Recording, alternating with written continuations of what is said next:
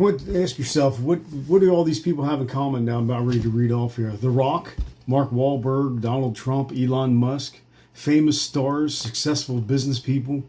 I don't know, some of you might remember this old show, Lifestyles of the Rich and Famous. You know what they all have in common? A lot of them get up at 3:30 in the morning and they work out, and or they go about their business and their career, and they live on usually about 3 or 4 hours of sleep. Why do they do this? To be successful in their career, to have really to work on their image, to have power and prestige and popularity, and really it's what they love, and it's what they do, and really it's about a love of themselves if you think about it.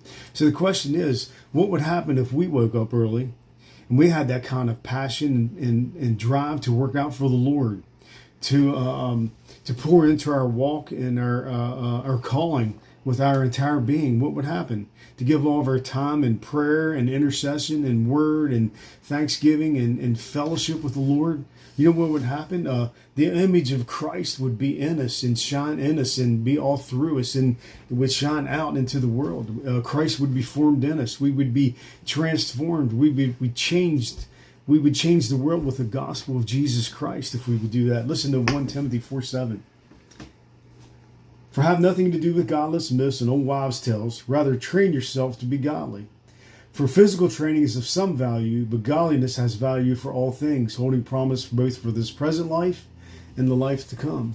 So think about all these other things that we go after and strive, money and materialism and power and all that. It's going to go away one day. Peter said it's going to burn up in the fire, but we'll stand before the Lord. And Paul said these things that we go after is like a crown that's going to fade away. The old crown that they would go in the Olympics would be just like a wreath, and this wreath would fade after a period of time. And he's saying, strive after the things, go into strict training to strive after the things will last forever.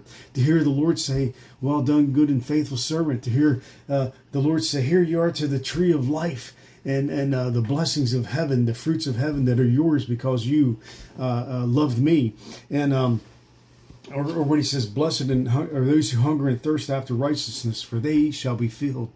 You know, Jesus set the example. He got up early in the middle of the day, late at night, and in the middle of the night, he got alone with the Father in fellowship with him in prayer and the word and worship, where the apostles, they devoted themselves to the apostles' teaching and fellowship and breaking of prayer, and signs and wonders were happened because they worked out for the Lord and spent time with him. So I'm asking you today, are you working out for the Lord?